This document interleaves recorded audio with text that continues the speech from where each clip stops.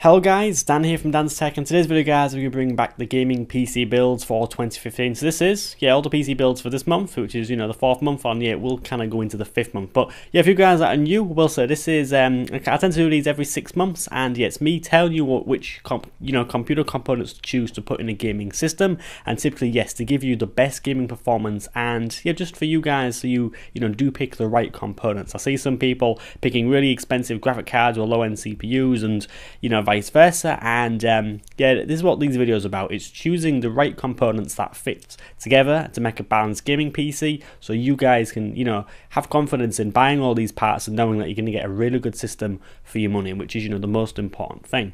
So this build is going to be the £300 build. I will say that for you guys that are new, I will be doing a load of these PC builds. So it'll be £300, £400, £500, £600. That'll go all the way up to £1,000, and then it'll also be a gaming build for £1,500 for you guys with quite a lot of money. So we're going to kick this one off. This one is an AMD build, and it is featuring an AMD and an AMD CPU and a GPU. So it's fully AMD build, and I will say for £300 typically you're going to be going for AMD because you are going to get better bang for your buck, and kind of staying away from Nvidia and Intel is the way to go at £300. It really is.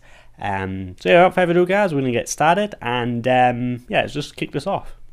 So starting off with the CPU, we'll be grabbing the AMD FX 4300 for a mere £58. This processor is a true quad core and comes clocked at a very respectable 3.8 GHz, and will be a very decent contestant for this gaming build.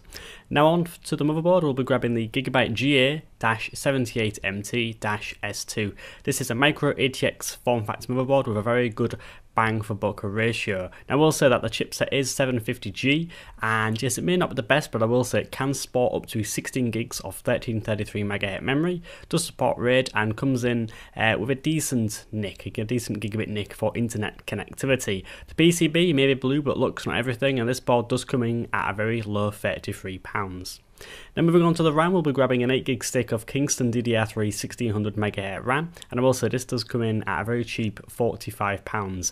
Put bluntly, RAM is RAM, and Kingston will have you covered here. The only thing not covered is the RAM, as there is indeed an absence of any heat spreaders, so I hope you like your RAM pretty naked looking. Now onto the storage, I've chosen to go with a Western Digital Caviar Blue 1TB drive for £43. For that price, it's unbeaten for 1000 gig or 1024 gig if you guys want to get technical.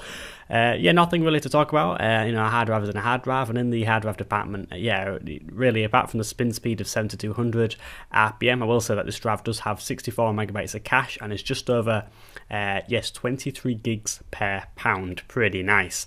Now onto the graphics card. This is where it gets interesting. I've chosen to go with the Asus Radeon R7260X 1GB direct CU2 video card. Now this card may be cheap at only a mere £67, but it comes with a very good cooling solution for a very good overclock, and has great efficiency, reliability and performance thanks to Asus's Digi Plus VRM with the 8-phase super alloy power delivery system. Now onto some specs. This card has 1024 megabytes of GDDR5 memory, an engine clock speed of 1075 MHz, and a memory clock of 6400 MHz, or shall I say an effective speed of 1600 MHz to be precise. Now the outputs do include DVI-D, DVI-I, HDMI, and good old DisplayPort, or DP as it's abbreviated.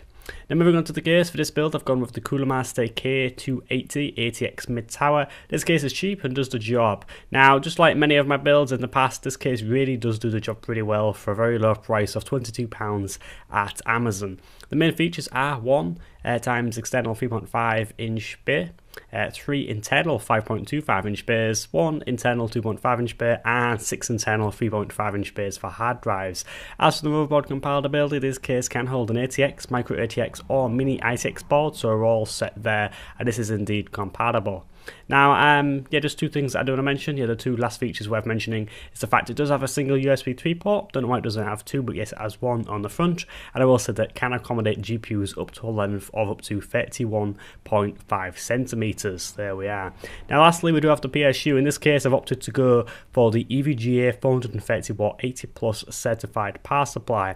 Now, this PSU for £31 at Novatech is a bargain and offers a clean constant supply of 430 watts with good looks and all the cables that you need to plug in all of your components. I will say the grand total for this build is £299. There we are.